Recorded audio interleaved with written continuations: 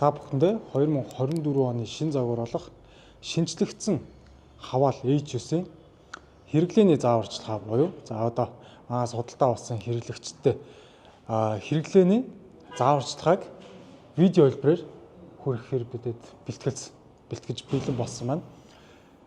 За тэгэхээр хэдүүлээ машинаа гадна талаас нь эхлээд сайн танилцуулаад яа.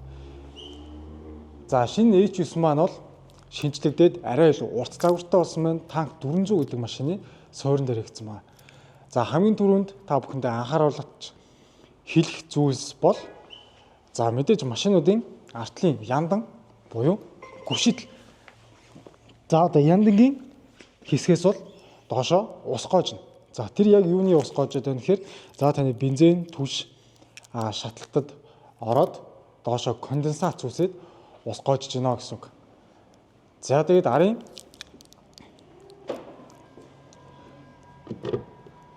бензиний таг. За бензиний таг бол та заавалжгүй дотроос онгойлгох шаардлагагүй болсон. Гадна талаасаа нэг дараад онгоочтой болж байгаа. За энэ ямар түгжээтэй байгаад байна гэхээр таны машины хаалганы түгжээ түгжигдсэн үед тухайн таг маань бол цуг түгжигдэнэ. Хаалганыхаа түгжээг тайлжиж энэ таг маань түгжээнд тайлагдаад онгоно гэсэн үг. За тэгээд бензинийхээ тагийг аваад шууд газар хаяхгүй ийшээ ингэж үлэгчж болж байна. За арай цэвэрхэн те бодгондоо ямар нэг асуудал үүсгээд байхгүй бодгаа зураад байхгүй гэсэн үг. За тэгээд хүмүүс хамгийн түрүүнд асууж байгаа зүйл бол арын хайрцагт юу авах вэ гэж байна. За тэрийг бол та өөрөө шийдэж болно. Арын хайрцаг маань бол таны түлхүүртээ дагалдаж ирж байгаа юм. Хоёр механик түлхүүр аа. За механик түлхүүр аваад хайрцаг нэг дараад онгойлгох чинь. За энэ хайрцаг бол доод таглаа маань бол 10 кг-ын даацтай. За энд бол бичээстэй 10 кг макс гэсэн 10 кг-ын даацтай. Харин энэ харагдаж байгаа хэсэг маань бол 15 кг-ын даацтай байгаа шүү. За энд харагдаж байна 15 кг-ын даацтай. Ажиллах журмууд нь бүгд энд харагдаж байгаа. За тэгээд дээшний юмнуудаа хийлээ. За шаардлагатай бол энэ тороороо бэхлээд хийлээ. Тэгээд энэ үрийг төвчж байна.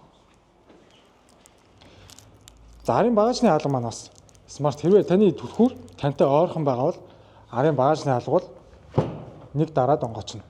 Арын багажны хаалганы онгойлгох товчны дотор талтай.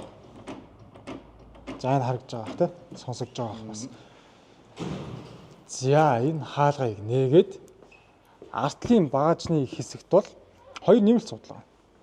Хоёр нэмэлт судлыг за энэ урд хоёр судал нь жоохон наашилж. За энийг бол өөрөөсөө татаад онгойлгож болно. А буцаагаад хураахтаа бол энэ түгжээн гэсэн үг.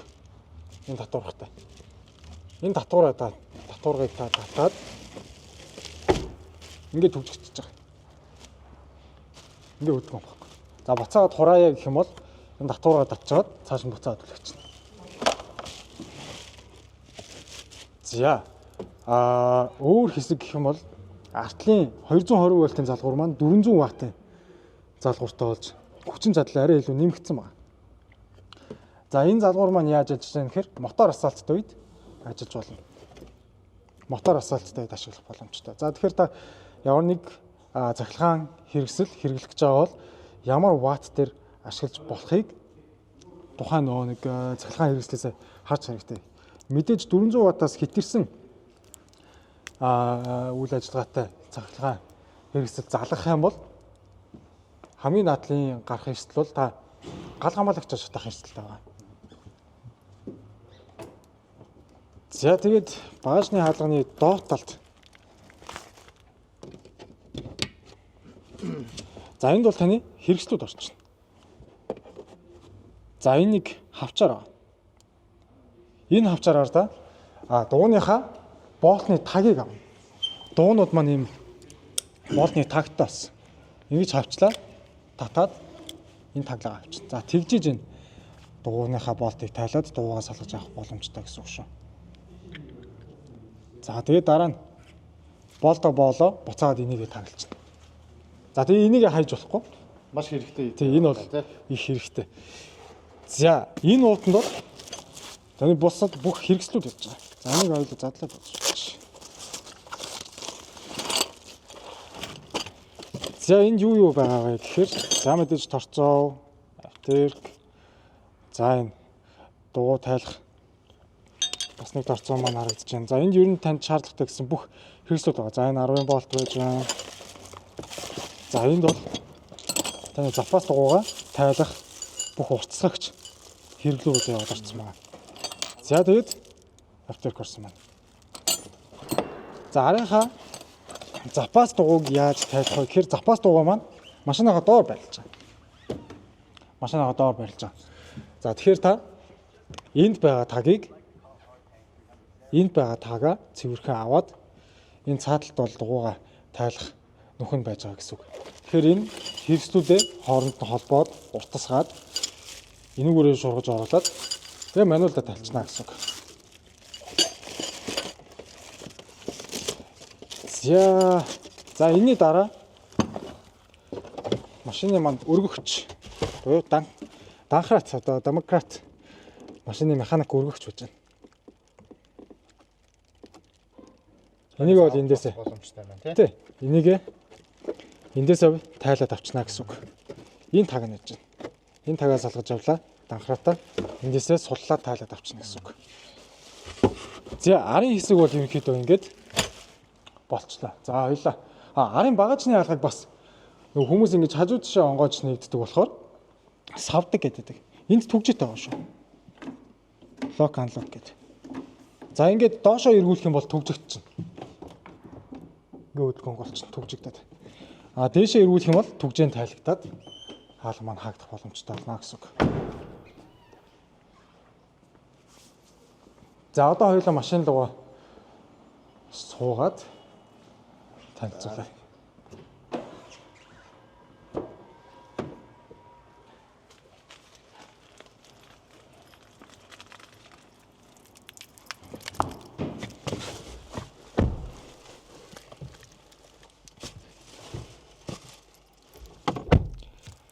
За машинд орж ирлээ. Таны түлхүүрчин мэдээж тантай ойрхон байж ах хэвээр. Торомзон дээр тултална гიშгээд тэгээ старт товчон дээр дараад машин хасаачна.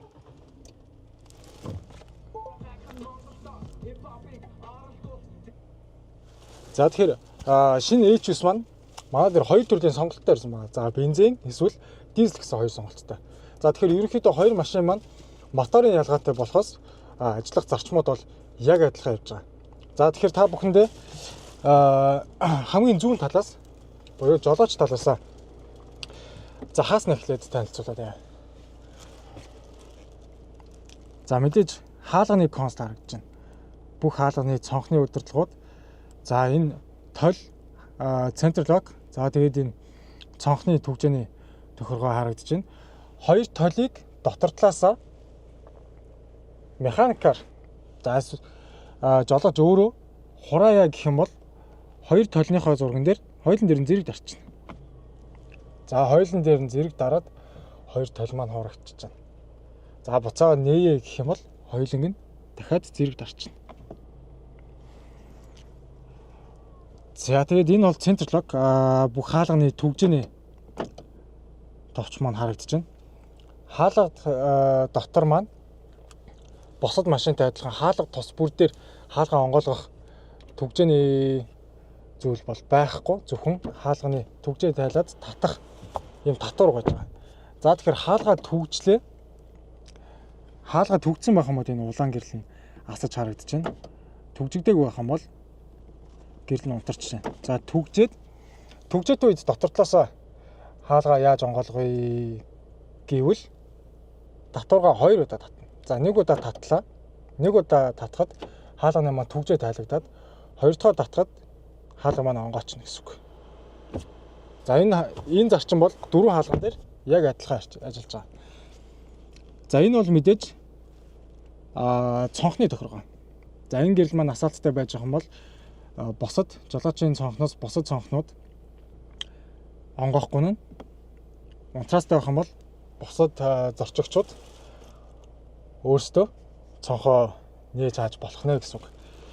За одоо энэ зүүн талд хянах дэлгэцийн гэрлийн тохиргоо байж байна. хянах дэлгэцийн гэрлийг нэмж хасах тохиолгож байна. За энэ баруун талд бол шарвалтын систем байж байна. Шарвалтын системээ унтрааж саагаад жолооч өөрөө тохируулаад явах боломжтой гэсэн үг. За харин энэ бол descending control буюу уруу газрын тохиргоо байгаа. За мэдээж автомат хорвоотой машинууд бол уруу газар хаад гიშгээгүй байхад моторын эргэлт нэмэгдээд өөрөө инерцээр урагшаа хүчтэй явчих гээд байдаг, өнхөрчих гээд байдаг те. За энийг дарчих юм бол таны анхаар хянах дэлгэцэн дээр шар гэрэл асаад байна. За энэ асаах юм бол та заавал тойронцон дээр гიშгэж хурдаа хянж явахгүйгээр энийг асаагаад таны машин чинь нэг хурдаа өөрөө бариад явах боломжтой болно гэсэн үг. За тэгээд одоо өрүүлний хэсгээд харилцуулъя. За өрүүл маань бол арьсан халдвар өрүүлтэй болсон байна. За энэ зүүн талд бол таны cruise control-ын тохиргоонууд байж байна. За cruise control-ын тохиргоонууд. За энэ дээр бол custom key байж байна. Энэ дээр та хүссэн тохируулга тохируулах боломжтой. За бидэд бол хамгийн боломжтой гэж үзээд байгаа нь юу байгаа? Өрүүлээ халаах тохиргоо байгаа. За энэ дээрээ дарчих юм бол steering wheel heating on гэж харагдаж байна. За энэ товч маань бол мэдээж утсаа холбос үед та утсандаа хүрэхгүйгээр дуудлагаа хүлээж авах боломжтой болно гэсэн үг. За энэ cruise control-ын унтраах товч маань гэж байна. Limiter байж байна. Cruise control-аа асааж унтраах товч хурдын тохиргоо. За өрүүлийн маань баруун гартлын хэсэгт бол төв хянах дэлгэцийг удирдах товчлуурууд маань байж байгаа. За хянах дэлгэц рүү яаж шилжиж орох вэ гэвэл таны хянах дэлгэцэн дээр энэ бөөрийнхий тэмдэглэгээ харагдаж байгаа. Энэ бөөрийнхий тэмдэглэгээ маань хянах дэлгэц рүүгээ шилжээгүй байна гэсэн үг. За яаж шилжихгүй гэхээр энэ голын товчон дээр дараад хянах дэлгэцийн тэмдэглэгээ маань ногоон өнгөтэй болчихно. За тэгэхээр энэ хянах дэлгэцийн удирдлага руу шилжсэн байна гэсэн үг. За тэгээд товчоо дээш нь доош нь дараад та машиныхаа бүх мэдээллийг харах боломжтой. За одоо хэдэн километр явж байгаа, бензиний заалт те. За тэрнээс хойшлоод яг одоо ямар бензин зарцуулж байна. Дууны маань хий маань ямар хэмжээтэй байна. За дээшээ доошоо гүйлгээд машиныхаа ерөнхий мэдээллийг унших боломжтой гэсэн үг. За баруун тишээ гүйлгээд за энэ дээр бол одоо FM за эсвэл ямар дуу явж байгааг нь харагдах нь. За дахиж баруун тишээ гүйлгээд таны утасны мэдээллүүд гарч ирэх нь байна. За энэ нэг хоёр тохиргоо байгаа. Classic mode, off-road mode гэсэн байна. За одоо энэ харагдаж байгаа хянах дэлгэцэн маань бол ерөнхийдөө classic mode маань харагдаж байна. За off-road mode-ыг сонгох юм бол таны машины яг одоо байгаа байрлал, тухайн цаг үеийн мэдээллүүдийг харуулах боломжтой гэсэн үг. За одоо жишээ нь энэ урт талд бол таны машины моторын эргэлт харагдаж байна. За энэ зүүн талд бол машины маань ямар байралтай байгаа градусууд нь харагдах нь. За энэ төв хэсэгт бол дууны эргэлтийг зааж байна. За би одоо баруун тишээ өрүүлийн нэг бүтэн эргүүлэхэд дууны маань эргэлт баруун тал руу 20 градусын эргэлттэй байна гэж харагдаж байна. За энэ камера жоох хариулчих. За 20 градусын эргэлттэй байна гэсэн үг. За тэгэхээр та өрүүлийнхээ тэгш бос хэмийг машин дотроосоо хянах боломжтой болсон байна гэсэн үг. За энэ дээр бас ингээд нэмэлтээр бас хэлж өгөхөд мэдээж дууны хий мэдрэгчүүд за хий мэдрэгч нь хоёлаа гаргачих тийм ээ. Хий мэдрэгчүүд 2.4-өөс доошлсон тохиолдолд таны дууны хий улаан гэрлээр амжиждаг байгаа. За ягаад амжиж байгаа гэхээр таны стандартаараа үйлдвэрээс гаргахдаа 2.4-өөс дээшээ байх юм бол онцорсон хэвээр яг энгийн яг энэ байдалтай байх юм байна. За 2.0-оос доош болох юм бол улаанаар танд сануулж ийн гэсэн үг. Таны хий мэдрэгчин за бага байшгүй гэж сануулж байгаа. За энэ тохиолдолд яах вэ гэхээр ер нь бол машинд бол ямар ч нөлөөлөл байхгүй. Зүгээр өөрт чинь сануулж хэлж байгаа гэсэн үг. За зарим тохиолдолд хий мэдрэгч аснаар голд анхаарлын тэмдэг гарч ирдэг тийм ээ. За энэ анхаарлын тэмдэг ерөнхийдөө ухаалаг машин болохоор за эндээс бос нэг асч जैन. За хоёр дахь тохиолдолд уртлын шил арчигчны шингэн дуусан тохиолдолд бас анхаарлын тэмдэг бас гарч ирдэг. За энэ хоёр тохиолдол дээр ерөнхийдөө бас анхаарлын тэмдэг гарч ирэх магадлалтай гэсэн үг. За одоо хоёул голын консоль хэсэг рүү бас ороод танилцуулаад явъя. За уртлын консоль хэсэг дээр за зүүн талаасаа явахад за суудлаа хөргөж гин халааж гин За доор нь болохоор 360 камер болох. За камера шууд дараа гараад ирэх боломжтой байна. За камерын хэсгийг яг уртлын хэсгээс бас сайн танилцуулъя. За доошлох юм бол мэдээж гар кардан байна. За улаан гэрэл аснаар таны кардантай байна гэсэн үг. За доошо та дарснаар кардан болчих. За ингээд кардангуу тавигдсан байна. Дээшээ татхад улаан гэрэл асаад кардан тавьж байна гэсэн үг. За дараачих нь болохоор 3 холбоос гэж хэлж байна. Автохолт. За ерөнхийдөө хөвчлэн та өөд өксөр ч юм уу замд явж байхад за дийдээ хийцэн мөртлөө хойшоо хүч алдж явах юм бол та энэ дэр дарах юм бол та хойшоо дийдээ байгаа мөртлөө хүч алдахгүй уушаа өксөд явах боломжтой гэсэн үг. Энийг ерөнхийдөө их хөвчлэн өксөр газар хэрэглэхэд маш гоё төхөөрөмжтэй. За баримтлын хэсгүүдээс нь танилцуулахад за мэдээж суудлаа халааж гин хөргөж гин. За богино эрхэлтэй тохиргоо. За энийг болохоор та ер нь бол хойлын дифференциал цойжлогдож хамт хийгдэг. Энийг гол зорилго нь бол ерөөсөө илүү богино радиуст машиныг бүтэн эргүүлэх боломжтой болж байгаа гэсэн үг. За энэ маань хоёр функцтэй давхар ажиллаж байгаа. За нэгдүгээрх нь бол араагаа хүндрүүлнэ, хоёрдугаарх нь off-road crowd control буюу off-road cruise controlтой давхар ажиллаж байгаа. За хүмүүсийн хэлж санснаа нөгөө өөр өмөлөхөд гардаг систем тийм ээ.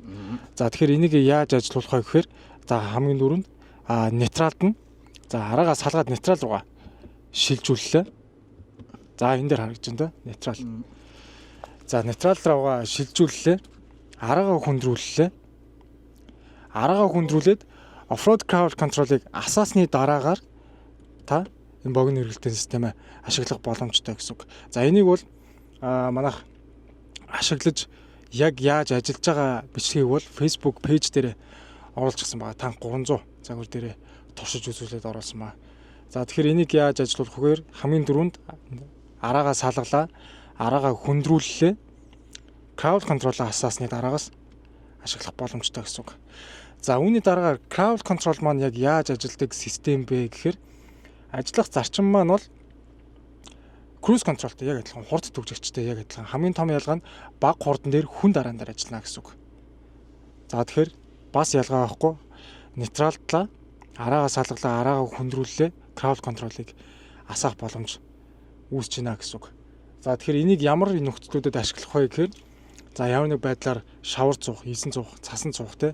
За эсвэл өксүр хад асахтай шороотой зам дээр хүн дараан дээр баг хурдаар жиг туурдаар явах үед ашиглана гэсэн үг. За үүний араас бол хойд дифференциал харагдаж байна. Хойд дифференциал бол цахилгаан дифференциал байна. Та зөвхөн дотроос энэ товчлуураа дараад дифференциалаа дүгжих боломжтой гэсэн үг. Арын дифференциалаа дараал асаачна. За дифференциалыг ямар үед хэрэглээд ямар үед хэрэглэхгүй байх вэ гэхээр за бартата зам дээр хоёр дууны эргэлтийн харьцаа тэнцэх шаардлагатай болсон үед дифференциалаа хэрэглэнэ. Дифференциалыг бол шулуун зам дээр ашиглах боломжтой. Эргэлттэй зам дээр бол дифференциалыг бол хэрэглэх бол мэдээж хэрэглэх шаардлагагүй зохисгүй гэж үздэг. За тэгэхээр дифференциалаа та зөвхөн хэрэглэх шаардлагатай үедээ хэрэглээд араас нь заавалжгүй унтраасан хэсгээ шалгаж явах хэрэгтэй. Тэгэхгүй бол арахад одоо цахилгаан дифференциалыг бас эвдэх магадлал гараад ирж болно те. За үүний дараагаар энэ голын энэ эргүүлдэг ирчааг бол таны жолоодлохын гормууд байгаа. За энэ дэлгэц рүүгээ харуулчих. Би эргүүлээд үзүүлээ. За энэ араа хүндрүүлсэн маа. Араа хүндрүүлэхээ салгаад за одоо цастай мод дээр харагдчихна. Цас шавар цас за спорт энгийн эко илс шавар гэдэг ийм жолоолгын гормуудтай. За шавар илсний мод дээр яаж ажиллаж яах гэхээр таны урд радар болон шаргалтын систем унтарч байгаа. Урд радар, шаргалтын систем унтарч байгаа. Тэгэхээр энэ системүүд унтарч байгаа болохоор та бас машиныхаа аюулгүй байдалд анхаарал хандуулж явуулах шаардлага гарч ирж байгаа гэсэн үг шүү. За одоо та бүхэнд голын дэлгэц буюу төв дэлгэцэн удирдлагыг танилцуулах гэж байна. За энэ дэлгэцээс ерөнхийдөө та машиныхаа жолоодлогын горимууд, доторх системийн тохиргоонууд бүх зүйлийг удирдах боломжтой. За тэгээ мөн адил доод хэсгээсээ та парныхаа удирдлагыг удирдах болно. За эсвэл дэлгэцнээс удирдсан ч боломжтой болсон байна. За хамгийн дөрөнд меню хэсэг рүүгээ дарж ороод за энд юу байгааг харцгаая. За машины тохиргоо, системийн тохиргоо, за оффроад мод гэж орох юм бол таны машины бүх мэдээлэлүүд гараад ирнэ. За одоо яг тухайн үеийн ямар байдалтай байгаа мэдээлэлүүд гараад ирж байна. За саяны хянах дэлгэцэн дээр гарч ирсэнтэй адилхан дууны эргэлтийг заах боломж байна. За хойд дифференциал түгжигдсэн үү, голын хөндрүүлэгч түгжигдсэн байна уугүй юу. За эсвэл Conqueror Perspective гээд та камера харах боломжтой. За энэ маань танд ямар давуу талыг олгох вэ гэх юм бол за бартаатай нэлээд хад асахтай замуудаар явж байхад зөвхөн урд хоёр дууг гаргаж ирээд таны дуу одоо ямар зам дээр явж гин, урт талд ямар саад харагдаж гин гэдгийг бүрэн хянах боломжтой болчихж байгаа. За тэгээ хажуу талаас бол таны машины байгаа градусуудыг харуулж гин. За луужин маань харагдаж байна. За тэгээд үүнээс гадна радио, дууны тохиргоо, за USB видео буюу та энэ дэлгэцээр бичлэг үзэх боломжтой. За тэгээд энэ Space гэсэн бас нэг аппликейшн байж байгаа.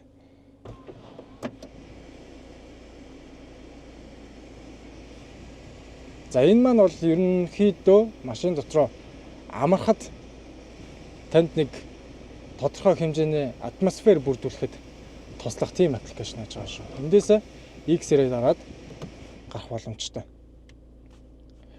За тэгээ хамгийн дөрөвдөд бол машиныхаа тохиргоо руу орж танилцъя. За машины тохиргоо маань зүүн талд ийм 6-7 хэсэг болж хуваарлагдсан байж байгаа. Дотор, гадна, за гэрэл, жолоодлого, паркинг, за тэгээд ухаалаг жолоодлого гэсэн ийм 6 хэсэг болж байна. За түүнээс гадна хамгийн сүүлд нь Others гээд машины бүтэн тохиргоог ресет хийх сонголт байж байгаа. За хамгийн дөрөнд энэ vehicle буюу машины дотор тохиргоо руу орж хэвлээ харцгаая. За энэ vehicle маань дотроо бас 3 төрлөөр харагдаж байна. За жолоочийн суудал, зорчигчийн суудал, за тэгээ wireless charging-а унтрааж асаах уу гэдэг тохиргоо байж байна. Жолоочийн суудлыг бол та 3 төвшөнд сануулгах тохиргоотой.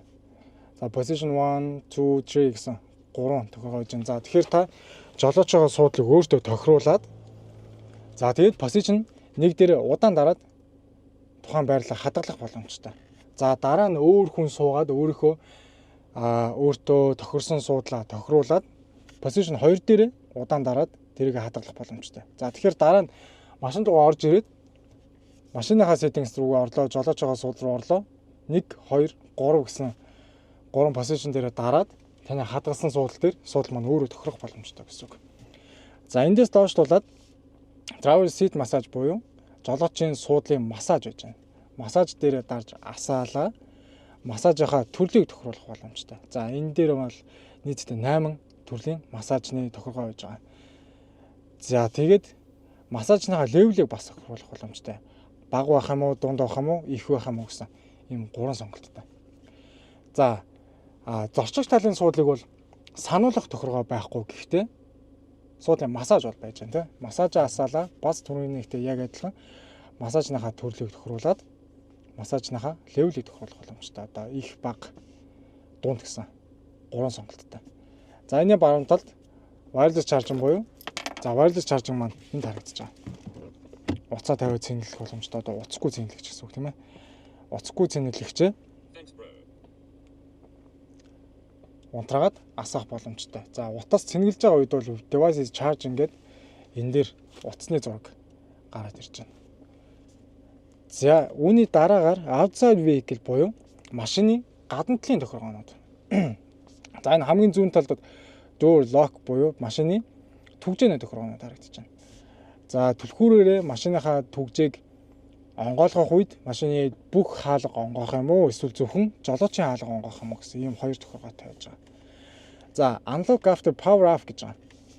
Энэ тохиргоо маань асфальттай байх юм бол за таны машин бол тодорхой хэмжээний хурд хүрэх үед машины хаалга автоматар түгжигддэг. За түгжигдээд машин маань явж агаад паркллаа моторыг унтраах үед хаалгануудын түгжээ автоматар түгжээнд тайлбарлахгүй юу гэдэг тохиргоо байгаа шүү. За locking reminder. За энэ маань бол машина түгжээрэй гэдсэн сануулгыг танд өгнө. Сануулга ямар төрлөөр өгөх үү гэдгээ та тохируулчихна гэсэн үг. Сигналтай байх юм уу эсвэл зөвхөн гэрлээ хянуулах юм уу эсвэл аль аль нь зэрэг байх юм уу гэдэг тохиргоо байгаа. За энэний дараа бол толны тохиргоо байж байгаа. Толны тохиргоонд юу байна вэ гэхээр хоёр тол автоматар машин түгжигдэх үед хураагддаг байх уу эсвэл заавал гараараа хураадаг байх уу гэсэн тохиргоо байгаа шүү. Гараараа хураах гэдэг маань юу гэж байгаа вэ гэхээр энэ дотроос хоёр товчон дээр зэрэг дараад хураахыг хэлж байгаа шүү. За энэний дараа цонхны тохиргоо байгаа. За speed based automatic window closing гэж байгаа. За энийг бол та унтраагаад ажиллахгүй байсан ч болно. Энэ яадаг тохиргоо вэ гэхээр машины хурдан дээр үндэслээд машины цонхнууд маань онгорхой байх юм бол өөрөө автоматар хаагддаг тохиргоо байгаа шүү. За хэрвээ 60 км/цаг хүрэх юм бол цонхнууд автоматар хураагдана. 80 км дээр за эсвэл 100 км дээр гэсэн 3 сонголттой эсвэл энийг ажиллахгүй байсан ч болох юм тохиргоотой байж байгаа. За энэний доолт бол automatic window closing on locking гэж байгаа. За энийг асаачих юм бол за та машиныхаа цонхнуудыг онгорхой орхиод машинаа унтраагаад машинаасаа буугаад хаалгаа түгжих үед цонхнууд автоматар хураагдах ийм тохиргоо байгаа. За эсвэл энийг унтраагаад та зайнаас түлхүүрнийхээ түгждэг товчон дээр удаан дараад цонхнуудаа бас түгжих тийм тохиргоо, тийм сонголт бас байгаа шүү. За үүний дараагаар гэрлийн тохиргоо байж байна. За active welcome light байж байна. За энэ маань бол таныг машин руу орж ирээд мотороо хасаах үед танд welcome гэсэн утгатай гэрлийн одоо урд хоёр дэлгэцэн дээр гэрэл хасаана гэсэн үг. За power saving delay гэж байгаа. За энд ерөнхийдөө одоо хүмүүсийн хамгийн их гаргадаг тохиолдлууд байдаг те. За доторх гэрлээ, гадна талгаа гэрлээ, асфальттай машинаасаа буугаад мартаад тэргээ тэржихтэй явцдаг. Тэрнээс сэргийлэх тохиргоонод байгаа шүү. За энэ дотор гэрлийн тохиргоо гэж байна. Унтраагүй буух юм бол 3 секундын дараа өөрөө унтрна, 10 секунд эсвэл 30 секундын дараа өөрөө унтрна ч гэдэг юм уу, тийм тохиргоо байж байна. За энд бол 2 минут, 5 минут, 8 минут гэсэн их гэрлийн тохиргоо маань байж байна. За follow home delay гэж байна. За энэ яадаг тохиргоо вэ гэхээр машины их гэрэл маань асфальттай үед та машинаасаа буулаа, мотороо унтраалаа, машина түгжсэний дараа гэрэл маань өөрөө асфальттай байж байна. За эсвэл тэр асфальттай байж агаад өөрөө унтрах тохиргоо байгаа шүү. За тэгэхээр энийг 30 секунд, 60 секунд, 90 секунд дээр тохируулах боломжтой. Эсвэл бүр ашиглахгүйгээр унтраасан ч болж байна. За тэгээд find vehicle mode reminder гэж байгаа. За энэ маань болохоор таны түлхүүр дээр за энэ дууны товчлуур гэж байгаа. Аларм товчлуур. За та энэ товчон дээр нэг удаа дарахад гэрлээ навчвал. За аваарынхаа гэрлийг навчвал. За эсвэл хорн дээр байх юм бол зөвхөн сигналт. За боуц дээр нь тавьчих юм бол сигналтад гэрлээ анавчуулна гэсэн ийм тохиргоо байгаа шүү. За үүний хамгийн доотлолт нь hazard light on with emergency brake гэж байна. За энэ тэгэхээр яг үхээр таныг ослын тоормж гიშгэх үед одоо хүчтэй хурдтай явж байгаад гинт тоормжоо гიშгэх үед аварынхаа гэрлийг анавчуулах ийм тохиргоо байгаа шүү. За тэгэхээр энэ ерөөсөө гол зорилго нь таныг ослын зогсолт хийх гэж байна гэдгийг босод ойр тойронд явж байгаа ардаас ирж байгаа машинуудаа анхааруул өгж гинэ л гэсэн үг. За ийм гэрлийн тохиргоонууд байж байна. За эндээс гараад хэдүүлээ drive буюу жолоодлогын горим руу орцгоё. Жолоодлогын горим дотор бол за энд бүгднийг унтраацсан байж байгаа. Эхнээс нь тайлбарлаад өгье. Driving mode memory гэж байгаа. За энийг асаасан тохиолдолд бол за одоо ямар нэг байдлаар машиныхаа жолоодлогын горимуудыг солиллоо. За жишээ нь би одоо спорт за эсвэл цастай зам дээр явж байгаад би сноу дээрээ тавиад орчихлоо. Сноу дээрээ явж байгаад машина унтраагаад буцаад машиндаа орж ирэхэд машин маань snow дээр байж гэн гэсэн үг. За одоо driving mode memory-га асаачих юм бол. За тэгэхээр жолоодгын гормоо санах тохиргоо байж байгаа. А хэрвээ энэ маань унтарчих юм бол за би snow дээр явж байгаад машинаас буугаад буцаад машиндаа орж ирээд машиныг асаахад бол буцаад энгийн normal mode руу орчихно гэсэн үг. Жолоодгын горим маань. За dynamic steering torque control гэж байна. DST. За энэ бүрэнхий I үсэг дээр дарах юм бол information гэдэг энэ тухайн системийн маань мэдээлүүд нь байж байгаа шүү. За энэ бол за одоо мөстэй халтаргаатай зам дээр явж байхад бол машины жолоодгыг алдагдуулахгүй байхад туслах систем байгаа шүү. Жолоодгын горим жолоодгыг алдуулахгүй байх зорилготой туслах систем байгаа. За одоо халтаргаатай мөстэй замуудаар явж байхад. За steering wheel not straight reminder гэж байна. За энийг асаачих юм бол за таныг өрүүлээ заалах үед таны уртлын хянах дэлгэцэн дээр танд анхааруул өгнө. За таны жолооны хүрд чинь тэгшгэн биш шүү. За тэг баруун эсвэл зүүн тишээгээ дараад өрүүлээ тэгшлээрээ гэд за одоо намайг тэгшлэнгүүд нь өрүүл маань тэгшгэн болчлоо гэд мэдээлэл өгч байгаа. За ийм тохиргоо байж байна. За comfortable braking гэдэг. За энэ бол мэдээж таны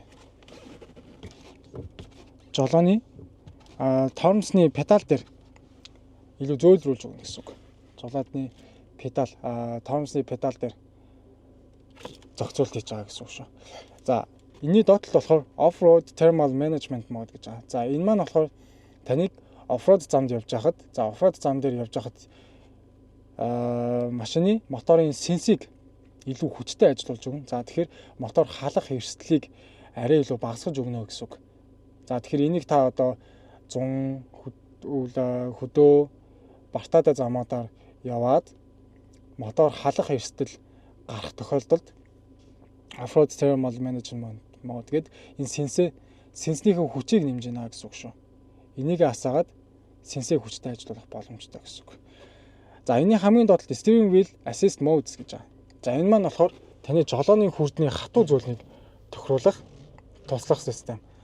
За 3 төрлөөр тохируулах боломжтой. Light, Comfort, Sport гэсэн 3 тохиргоо байгаа. Light байх юм бол хамгийн зөөлхөн. Хамгийн зөөлхөн дээрээ тавьчих юм бол та бараг хуруугаараа заалах хэмжээний нэлээд зөөлхөн болчихно. За энийг ямар үед хэрэглээд байна гэхээр хотод за одоо их хотод явж байхдаа маневр ихтэй газруудаар унахтаа энийг хэрэглэх юм бол танд арай илүү амар байна. За Comfort нь бол мэдээж дундаж хэмжээтэй, Sport нь бол хамгийн хатуу гэсэн. За шулуун замд хурдтай, өндөр хурдтай явах гэж байгаа тохиолдолд бол Sport дээрээ тавихад бол илүү дөхөн болно гэсэн үг. Илүү барьцтай болчихж байна гэсэн үг. За эндээс доошлоод хэлбэл парк гэсэн тохиргол орох юм бол таны машина зогсоол руу оруулах үед туслах системүүд байж байгаа. За Activate Front Obstacle 360 Surround гэж байгаа. За энэ болохоор баг хурдан дээр явж байхад ямар нэг байдлаар таны машинд ямар нэг объект, ямар нэг их бит ойртоод ямар нэг бит тулах юм бол автоматар 360 камера ажиллуулна гэсэн үг. За энд харагдаж байгаа. Автоматар 360 камера ажиллуулна гэсэн үг. Эсвэл танд зөвхөн анхаарал өгөөд энийг унтраацсан ч байж болно гэсэн үг. За энэ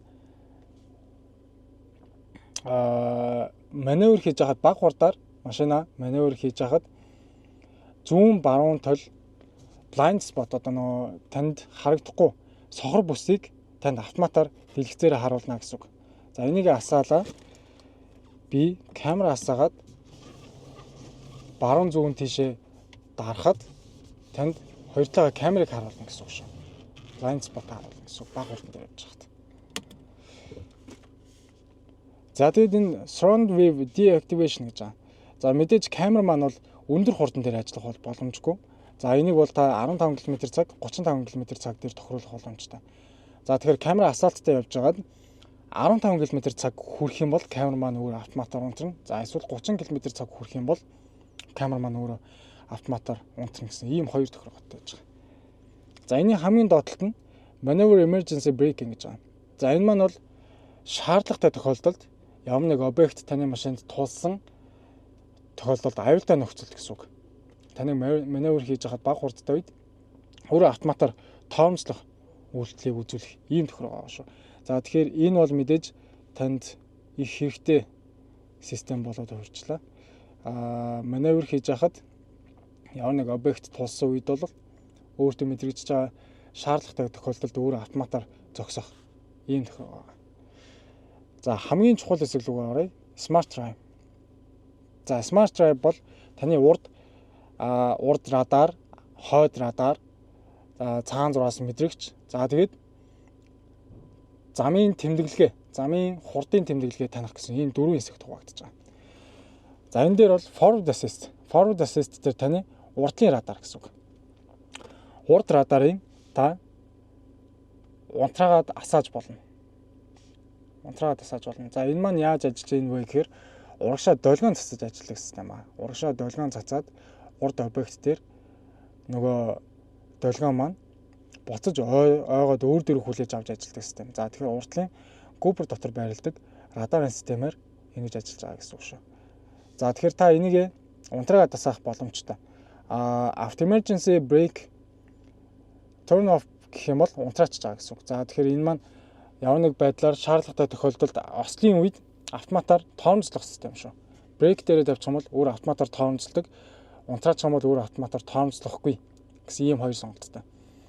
За front collision warning sensitivity гэж байгаа. За энэ маань болохоор урд радарынхаа мэдрэг байдлыг сольж байгаа гэсэн үг.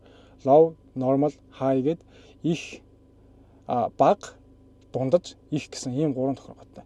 За тэгэхээр энийг ер нь бол ихэвчлэн normal дээр байж байвал их зүгээр.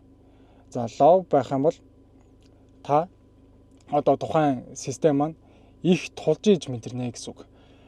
За high дээр тавихад ямар үед хэрэглэх вэ гэхээр шулан замд, хурдны зам дээр явж байхдаа high дээр тавьчвал их зүгээр гэсэн үг. За тэгээд энэний хамгийн доотлолт intelligent turning гэж байгаа. За энэ маань бол урд замынхаа бага зэрэг эргэлтийг өөрөө мэдрээд өрүүлээ бага зэрэг залах тохиргоо байгаа шүү. За тэгэхээр бага зэрэг эргэлттэй зам дээр өрүүлээ өөрөө залах боломжтой болж байна гэсэн үг. Гэхдээ өрүүлээ та бол сул тавих шаардлага бол огт байхгүй. Өрүүлээ ямагт хоёр гараараа барьж явах хэрэгтэй.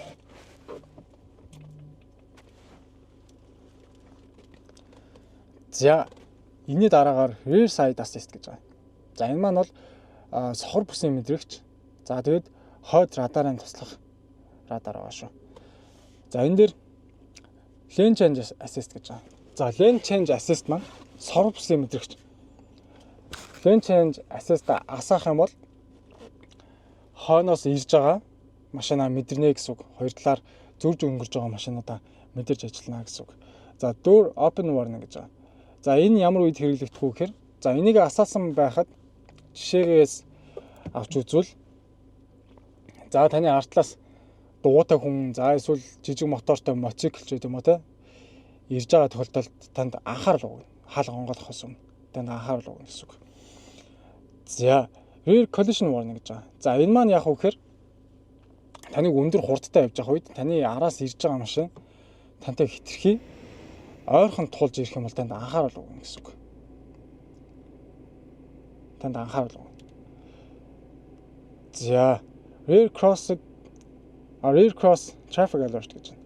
За энийг асаах юм бол за энэ ямар үед хэрэглэгдэх вэ гэхээр таныг ухарж явах үед таны артлаар машин явах үед бол танд анхаарал өгнө.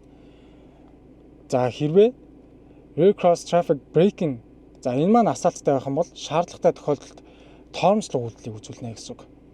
За тэгэхээр энийг унтраачих юм бол таныг ухарж явахт таны артлаар явж байгаа машины мэдээлэл танд ирэхгүй нэ.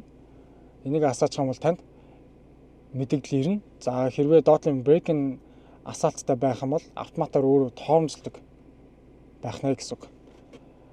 За энэний дараа lane assist. За цагаан зураас мэдрэгч. Игнэ байр эзлэхэд туслах радар гэсэн үг. За lane assist асаагаад lane assist-ийг та хоёр төрлөөр ашиглах боломжтой. За lane keep assist гэж байна. Warning assist гэж байна. За lane keep assist нь яаж яах вэ гэхээр цаана зураас мэдрэгч нь ажиллаад давхар цаана зураас дотроо игнээ бариа эзэлж явна гэсэн үг. За тэгэхээр та цаана зураас руугаа хитрхи ойртох ч юм уу те. Эсвэл цаана зураасаа өөрөө анзаарахгүйгээр давж явах тохиолдолд бол өөрөө игнээ бариа эзлээд явах туслах систем байна. За зөвхөн warning assist-ийг асаачих юм бол игнээ бариа эзлэхгүй за танд зөвхөн анхаарал өгнө гэсэн үг. Өөрөө игнийг эзэлж явахгүйгээр танд анхаарал өгнө гэсэн үг. За энэний доотлолт бол warning modes гэж байгаа. За танд ямар байдлаар анхаарал өгөх үү гэдэг тохиолгоо байж байгаа. За vibra гэх юм бол vibration буюу зөвхөн чичиргээтэй анхаарал угаажуулж байна. Эсвэл танд дуут анхаарал угаажуулж байна. Эсвэл хоёулын ашиглаж болж байна. Бот дээр нь дараад. За тэгээ warning sensitivity гэж байгаа. За бас өмнөх урд радарын тохиргоотой адилхан бага, энгийн, эсвэл өндөр гэсэн ийм гурван тохиргоотой байж байгаа. За энэ хамгийн доотлын хоёр бол emergency буюу ямар нэг байдлаар шаардлагатай тохиолдолд ашиглагдах ийм тохиргоонууд байж байгаа. Emergency lane keep assist гэж байгаа. За энэ маань яах вэ гэхээр за ямар нэг байдлаар санаандгүй игнэнээсээ гараад за эсвэл өөдөөс ирж байгаа машин анзаарагдаад нөгөө машиндаа хитрхи ойрхон зүрх гээд байгаа юм бол автоматар өрүүлээ шаардлагатай тал руугаа залаад игнээ бариа эзэлж явна гэсэн үг. За smart dodge гэж байгаа. За энэ болохоор за таныг хурдтай за хурдны зам дээр явж байхад өндөр том ачааны машин таны урд байх юм бол ачааны машинаас бага зэрэг зай барьж явна гэсэн үг. Бага зэрэг замаас нь зам тавьж өгөөд зай барьж явах тохиолдол байна. За энэний араас traffic signs гэж байна. За замын хурдны самбар таних ийм тохиолдол байж байгаа. За энийг та унтраага дасаах боломжтой. Traffic signs recognition унтраах юм бол замынхаа тэмдэглэгийг танихгүй гэсэн үг. За асаах юм бол замынхаа тэмдэглэгийг таньж ажиллана. За ямар хоёр тохиргоотой байна вэ гэхээр cruise control speed limit-ийг асаачих юм бол cruise control ажиллаж явах үед тухайн тэмдэг дээрээ суурлаад тухайн тэмдгээс за одоо жишээ нь 80 км/цагтай байх юм бол 80 км/цаг дээр өөрөө барьж явна гэсэн үг. За overspeed warning гэж байна. За overspeed warning асаачих юм бол ямар нэг байдлаар 80 км/цагаас дээш хурдлахгүй зам дээр би өөрөө хурдлцсан явж байх юм бол надад анхаарал өгнө гэсэн үг.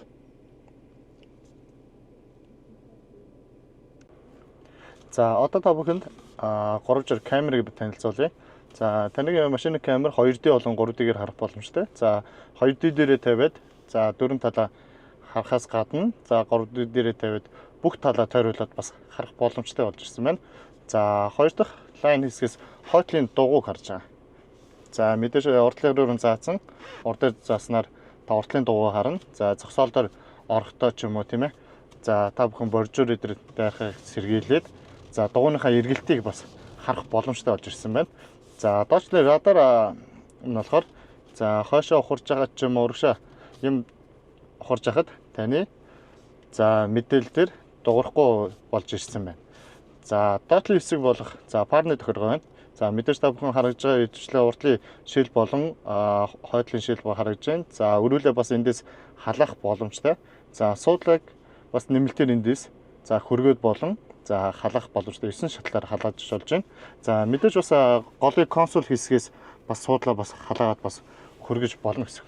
За тэгээд хүчийг тааруулаад за температурыг та бүхэн бас эндээсээ бас тааруулах боломжтой байна. За өвлийн нөхцөлтэй макс болон за халуун дээр тавьж гэн за хүйтэн болох лоу градус дээр бас тавих боломжтой.